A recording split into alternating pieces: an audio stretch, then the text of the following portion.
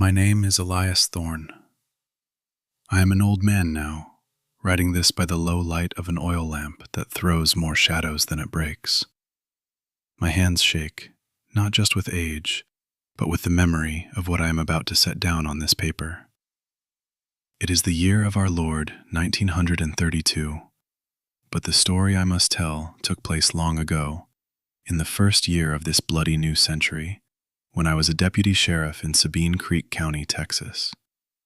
I was 45 then, strong and steady, with a confidence forged over 15 years as a Texas Ranger. I had seen the worst men could do to one another. I thought I understood the nature of violence and the shape of fear. I was wrong.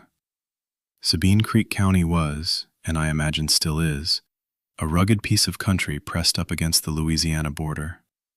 It's a land of thick pine forests, tangled bottomlands, and murky bayous that bleed into one another. In 1900, it was sparsely settled. The town of Redemption was little more than a dusty street with a courthouse, a general store, a saloon, and a handful of houses.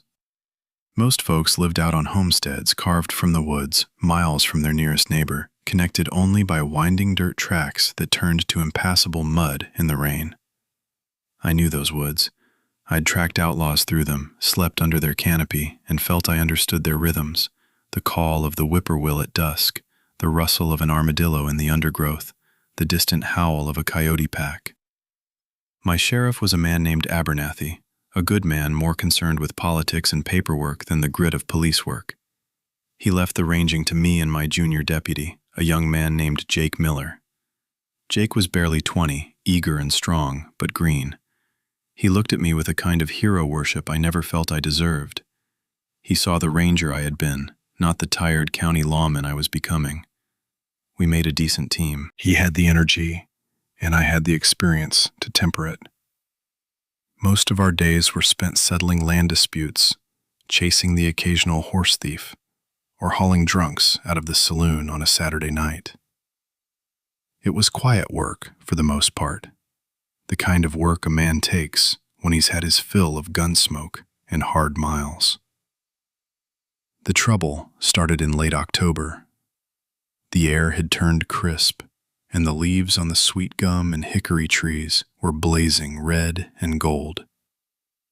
It began with a visit from a homesteader named Thomas Miller, no relation to Jake.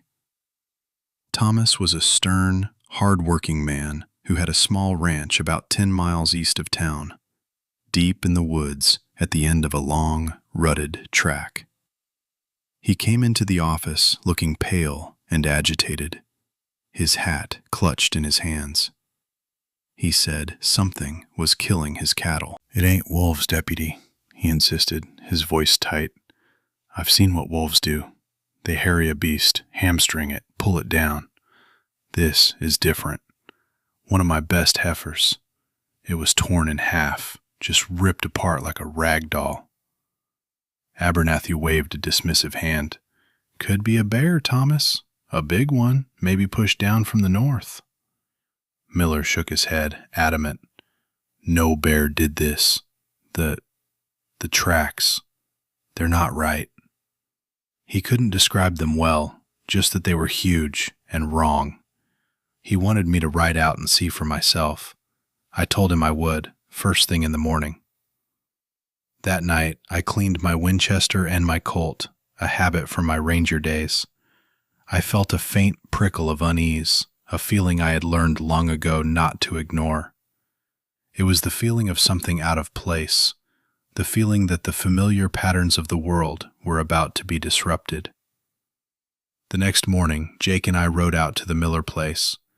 The air was cool and smelled of pine and damp earth. The sun filtered through the tall trees, painting stripes of light across the road. We talked about nothing important, the way men do to pass the time. Jake was courting the blacksmith's daughter and was full of nervous excitement about it. It felt like any other day. Normal. That's the word I keep coming back to. It was the last truly normal day of my life. The Miller Ranch was nestled in a small clearing, surrounded on all sides by the dense wall of the forest. It was a simple, sturdy homestead, a 2-room cabin built of rough-hewn logs, a small barn, and a few corrals. Alyssa, Thomas's wife, stood on the porch, wringing a dishcloth in her hands. She had a haunted look in her eyes. Their daughter, a little girl of about 7 named Megan, peeked out from behind her mother's skirts, her thumb stuck in her mouth. Thomas led us out to the pasture where he'd found the carcass. The scene was worse than he had described. The heifer was not just killed, it was obliterated. The body was torn into 2 large pieces. The spine snapped like a twig. Guts were strewn across the grass, and huge chunks of meat had been ripped away, not neatly eaten, but torn, as if by immense, frantic strength. I'd seen kills from bears, mountain lions, and wolf packs. This was none of those. The sheer violence of it was shocking. There was a wastefulness to it that felt less like predation and more like rage. "See?" Thomas said, his voice barely a whisper. "What does that?" I knelt, my eyes scanning the ground. The earth was churned up around the carcass, and there were the tracks. My breath caught in my throat. They were huge, nearly twice the size of a man's boot print. They were deep, suggesting immense weight. But the shape was what made my blood run cold. They were not the round, clawed prints of a bear. They were long, almost like a human foot, but narrower at the heel and ending in 3 thick, blunt claws and a smaller, thumb-like digit off to the side. And they were bipedal. The prints marched away from the carcass in a clear, 2-legged stride, 1 foot in front of the other. Jake let out a low whistle. "What in God's name is that?" I had no answer. I followed the track line. It led from the pasture directly to the edge of the woods. The stride was enormous, at least 6 feet between prints. Whatever made them was tall and moved with a powerful, loping gait. I stood at the tree line, staring into the dark woods. The forest was silent. Not the usual busy silence of birds and insects, but a dead, watchful quiet. It felt as if the entire woods was holding its breath. "Could be a prank," Jake offered, though his voice lacked conviction. "Someone made some big wooden feet to stomp around in?" I shook my head. "Look at the depth of these prints, Jake, and the way the earth is displaced. Whoever, or whatever, made these weighs 400 pounds, maybe more. And look here." I pointed to a deep scratch in the bark of a pine tree at the edge of the clearing, a good 8 feet off the ground. 3 parallel gouges, deep and clean, as if made by steel hooks. No man on stilts did that. We spent the rest of the morning casting one of the tracks in plaster and documenting the scene. I tried to apply logic to it, to fit it into the world I knew. A bear walking on its hind legs for an unnaturally long distance? A known animal, but suffering from some grotesque deformity? Every explanation I came up with felt thin and foolish. It felt like trying to explain away a thunderclap by calling it a cough. The evidence before me pointed to something impossible. A massive bipedal creature with canine features that possessed terrifying strength. Thomas Miller had a ranch hand, a young man named Brian who was more mouth than sense. He scoffed at the tracks. "It's just some big cat," he declared, spitting a stream of tobacco juice. "Panthers can do funny things. You're all spooked over nothing." He laughed, but it was a nervous sound. Even his bravado couldn't quite cover the fear that was now a palpable presence on the ranch. We advised Thomas to keep his remaining livestock in the barn at night, and to keep his family indoors after dark. I told him I'd send a wire to the rangers in Tyler, see if they'd heard of anything similar. I didn't have much hope. I knew how a report like this would sound. I felt a growing sense of isolation, of being faced with a problem that had no name and no precedent. As we rode away that afternoon, I looked back at the small cabin. It looked terribly small and fragile against the vast, dark backdrop of the forest. It looked like a ship on a hostile sea. 2 days passed. The plaster cast of the track sat on my desk, a solid piece of impossibility. Sheriff Abernathy looked at it, grunted, and said it was probably a hoax. The reply from the ranger captain was what I expected, a terse message about not wasting their time with livestock complaints and local superstitions. I was on my own. On the 3rd day, Thomas Miller rode into town again. His face was a mask of terror. His blue tick hound, a brave and loyal dog named Old Blue, had vanished from his porch the night before. There was no sound, Thomas said, his hands trembling. No yelp, no fight. He was just gone.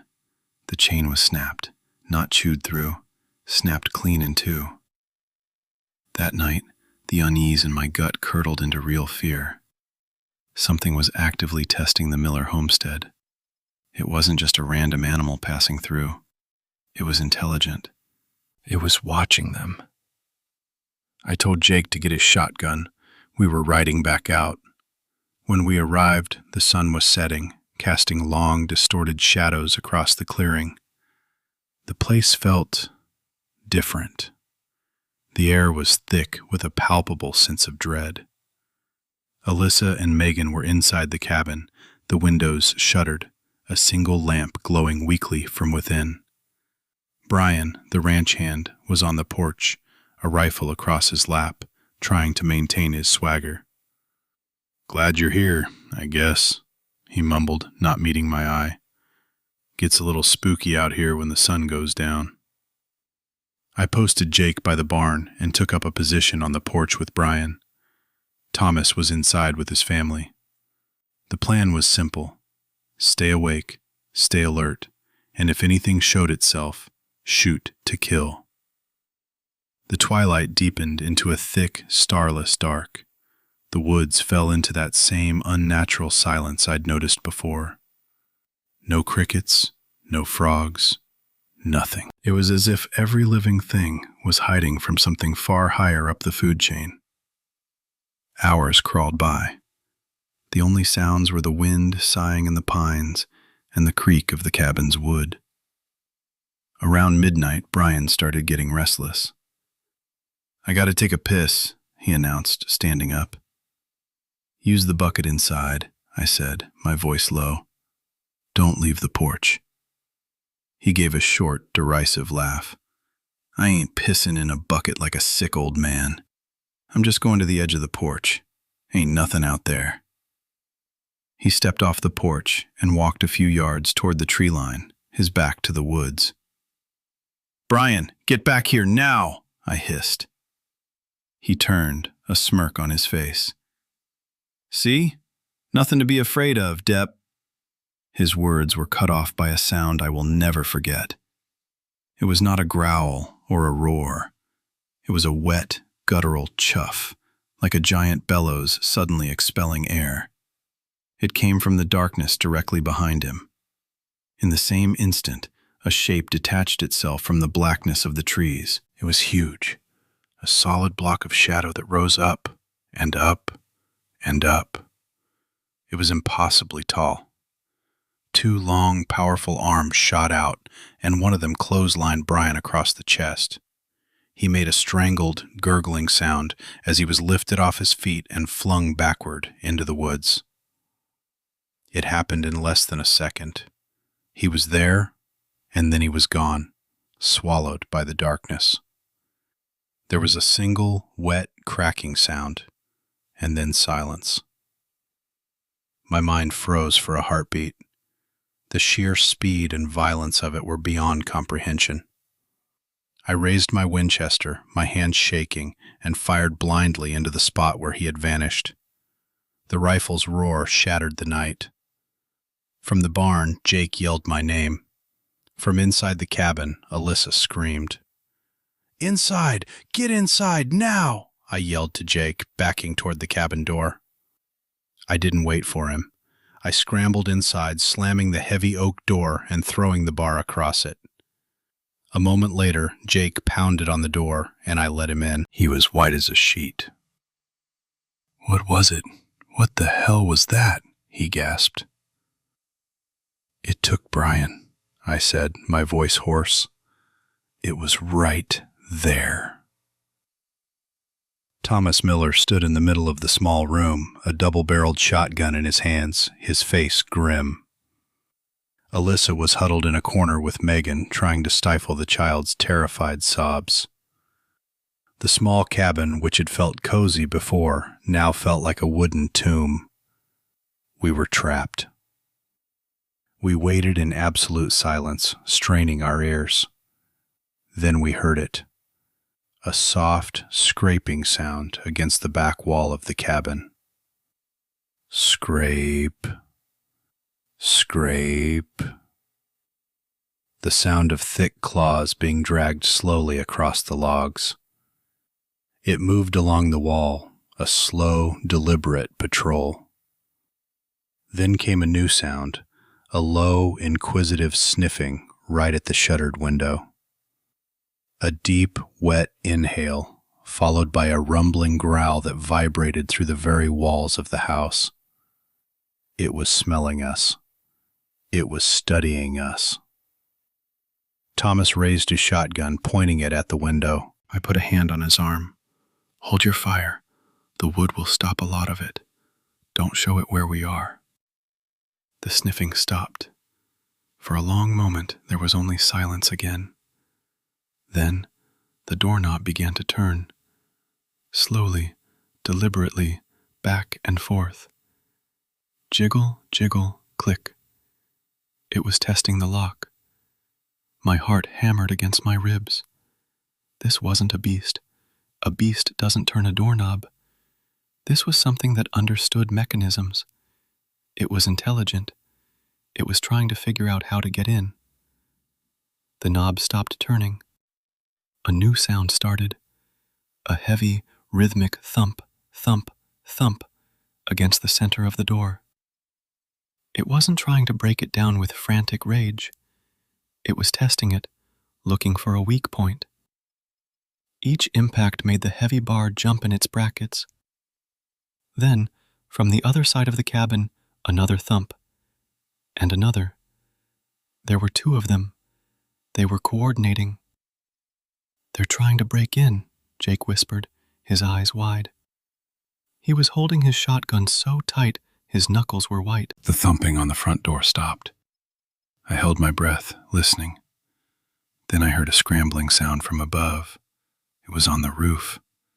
Heavy footsteps paced back and forth on the shingles directly over our heads. It sounded like a horse was walking on the roof. A loose piece of stovepipe clattered down the shingles and hit the ground outside. Suddenly a new sound began, a high-pitched, keening cry from the woods. It sounded almost like a woman screaming. Then it was answered by a chorus of deep, guttural barks and howls. There were more than two. There was a whole pack of them out there, circling us, communicating in a language of pure nightmare. Megan began to cry uncontrollably. "Make them stop, Papa," she wailed. The creature on the roof began to tear at the shingles. We could hear the wood splintering and groaning above us. It was trying to rip its way in through the ceiling. "We can't just wait for them to get in," I said, my mind racing. I was a ranger. I was supposed to be the one with the plan. But my training had never covered this. How do you fight a monster that defies every law of nature you know? I looked at the stone fireplace, the chimney. "Jake, Thomas, get the furniture. We need to barricade the fireplace. Now!" They didn't question me. We dragged the heavy wooden table and a chest of drawers, piling them against the hearth. We were just in time. A shower of soot and splintered wood fell down the chimney, followed by a long, clawed hand that groped blindly in the air.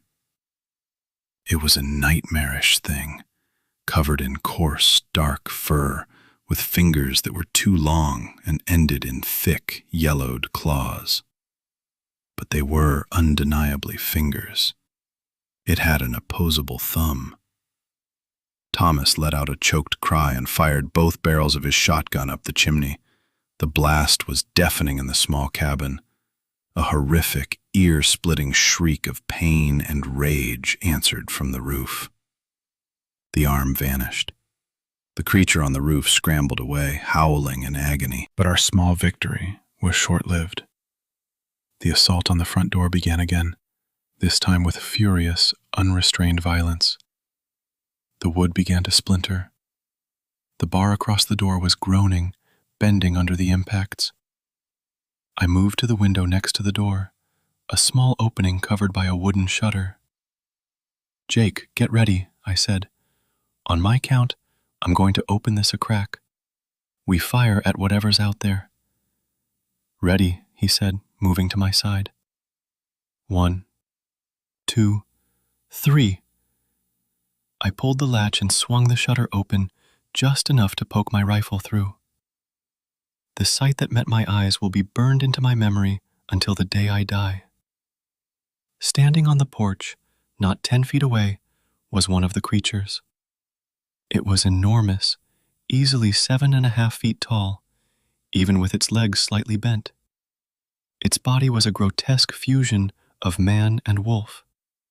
It stood on 2 powerful, digitigrade legs, like the hind legs of a dog, but it had the broad, heavily muscled torso and long arms of a great ape. Its body was covered in shaggy, dark brown fur, matted with mud and something that looked like old blood. But the head was the worst part.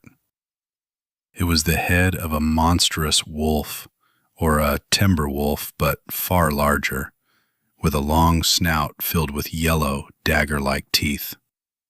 Its ears were pointed and alert, and its eyes glowed with a faint, predatory, yellow-green luminescence in the lamplight spilling from the cabin. They were not the simple eyes of an animal.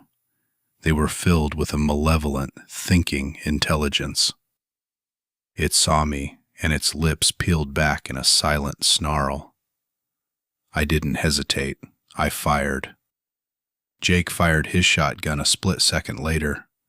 My shot took it in the chest. The shotgun blast hit it in the shoulder and neck. The thing staggered back, roaring in pain and fury, a sound that was a hellish mix of a wolf's howl and a man's scream. It didn't fall. It clutched its chest, black blood welling between its fingers, and glared at us with pure, unadulterated hatred before it leaped off the porch and vanished into the darkness. "Did we get it?" Jake yelled over the ringing in my ears. "We hit it," I said, "but it's not down." The attack on the door stopped. For a few minutes there was silence, broken only by the sound of Alyssa's quiet sobbing and our own ragged breathing. We waited, weapons ready, every nerve screaming. The silence was almost worse than the noise. It was a thinking silence, a planning silence. Then we heard a new noise. It was the sound of heavy objects being dragged, a scraping, thudding sound. It was coming from the side of the house, near the other window. I crept over, peering through a small crack in the shutters. What I saw made the blood freeze in my veins. The creature we had shot was leaning against a tree, clearly wounded, but still on its feet. Another one, just as large, was dragging a dead log, a battering ram, toward the cabin wall. A third was with it, directing it, pointing with one of its long, clawed fingers. They were using tools. They were using strategy. "They're going to break through the wall," I said, my voice flat with despair. The log walls were thick, but they wouldn't stand up to a sustained assault from something like that. Thomas Miller looked at his wife and daughter, huddled in the corner. A terrible, grim resolve settled on his face. "They will not take my family," he said. He walked to the front door. "Thomas, what are you doing?" I demanded. "Buying you time," he said, his hand on the bar.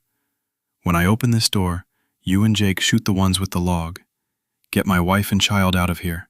Ride for town. Tell people what happened." "Don't be a fool. You'll be killed instantly." I grabbed his arm. He shook me off. His eyes were calm. He had made his peace. "It's the only way. Go. Now." Before I could stop him, he lifted the bar. "Alyssa," "I love you," he whispered, and then he threw the door open. He charged out onto the porch, shotgun blazing. He got one shot off, a deafening roar that was answered by a chorus of enraged howls. I saw the creature that had been wounded leap at him. I saw its claws flash in the lamplight. I saw Thomas go down. I didn't see any more. "Shoot!" I screamed at Jake. We both leaned out the doorway and fired at the two creatures by the wall. They were momentarily stunned by Thomas's suicidal charge. Our shots caught them by surprise. One of them shrieked and fell, clutching its leg. The other dropped the log and scrambled back toward the tree line. "The wagon! Get them to the wagon!" I yelled, grabbing Alyssa's arm and pulling her toward the door. She was frozen, staring at the spot where her husband had fallen. There was nothing left to see but a dark shape on the porch and the creatures melting back into the shadows. Jake picked up Megan, who was limp with terror, and ran for the small buckboard wagon near the barn. I shoved Alyssa toward the wagon and turned, firing my Winchester into the darkness to cover their retreat. A howl of frustration and anger answered me from the woods. I saw yellow eyes glowing in the trees, watching us. Dozens of them, an entire pack. They weren't charging, they were waiting. Maybe our gunfire had made them cautious. Maybe Thomas's sacrifice had bought us the few precious seconds we needed. I scrambled onto the wagon as Jake frantically untied the horses. They were wild-eyed with terror, snorting and stamping. I took the reins. "Get us out of here, Elias," Jake yelled, climbing in the back with Alyssa and Megan. I whipped the reins, and the horses bolted. The wagon lurched forward, throwing us all back. We careened down the dark track away from the ranch, the wheels bouncing violently in the ruts. I didn't dare look back. I could hear them. I could hear them crashing through the undergrowth alongside the road, keeping pace with us. I could hear their guttural calls to each other. They were hunting us. They were running us down. The ride back to town was a 15-minute journey into hell. The horses were running purely on fear. I just tried to keep them on the road. Jake sat in the back, his shotgun pointed behind us, his face a pale blur in the darkness. I could see shapes moving in the trees that lined the road, huge, loping shadows that flowed through the forest with terrifying speed. One of them broke from the trees and ran alongside the wagon for a few yards, its glowing yellow eyes fixed on me. It was so close I could smell its foul, musky scent, like wet dog and rotten meat. It opened its mouth and snarled, and I laid the whip on the horses again, screaming at them, praying for more speed. Just when I thought the horses would give out, that the creatures would finally swarm us, I saw it. A faint gray light on the eastern horizon. Dawn was coming. As the sky began to lighten, the sounds from the woods receded. The shadowy figures flanking us fell back, melting into the deeper forest. They were creatures of the night. The coming sun was their enemy. We reached the outskirts of Redemption just as the first rays of sunlight broke over the treetops. We didn't stop until we were in front of the sheriff's office. We were covered in mud and sweat, our clothes torn. Alyssa was in a state of shock, clutching her daughter and rocking back and forth, murmuring her husband's name. Jake looked like he had aged 10 years in one night.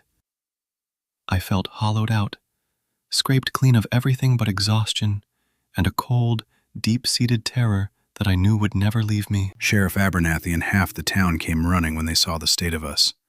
I told him what happened. I told him everything. I told him about the tracks, about Brian and Thomas, about the siege on the cabin, and about the intelligent, malevolent creatures that had hunted us through the night. I spoke in a flat, monotone voice, the voice of a man reporting facts, trying to keep the hysteria from bubbling up and choking me.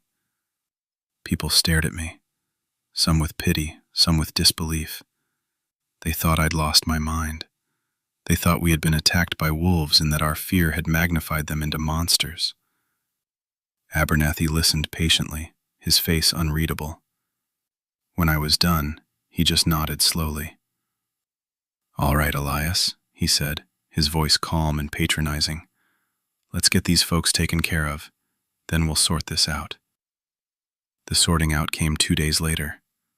Ranger Captain John Hayes arrived from Tyler. He was a hard, imposing man I had served under years before. He, Abernathy, and the county judge met with me in the sheriff's office. I had the plaster cast of the track on the desk. I told the story again, just the facts, leaving out the raw terror as best I could.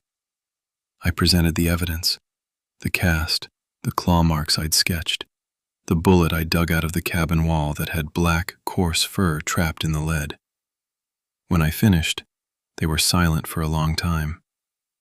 The judge, a portly man named Sinclair, cleared his throat. "Deputy," he said, "this is an extraordinary tale, a tragic one. A man is dead. But these creatures you describe, it sounds like something from a penny dreadful." "It's the truth," I said, my voice shaking with anger. "Thomas Miller is dead because of them." Captain Hayes picked up the plaster cast. He studied it, turning it over in his hands. He looked at me, his eyes like chips of flint. "There was a wolf pack," he said, his voice leaving no room for argument. "A large, unusually aggressive pack, likely afflicted with rabies. They attacked the Miller homestead. Thomas Miller and his ranch hand were tragically killed. You and Deputy Miller bravely rescued the survivors." I stared at him, dumbfounded. "Captain, that's not what happened. These things were 7 feet tall. They walked on 2 legs. They used a log as a battering ram." "You were under extreme duress, Elias," Abernathy said gently. "It was dark. Your mind was playing tricks on you." "There were a dozen of them." I slammed my hand on the desk. The plaster cast jumped. "This is not a wolf track." Captain Hayes placed the cast back on the desk and then slid it into a leather satchel. He did the same with my sketches and the bullet. "This is the official account," he said, his voice cold as steel. "It's what will be in your report. It's what will be in the county record. A wolf attack. Is that understood?" It was an order, not a question. He was burying it. They were all burying it.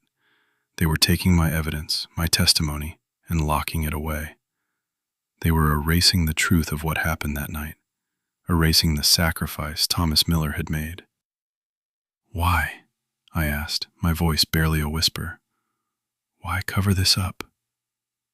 Judge Sinclair sighed. "Son, think about it. What would happen if we told people your story? That there are monsters in the woods of Sabine Creek County. There would be panic. People would abandon their homesteads. The county would die. We have a responsibility to maintain order.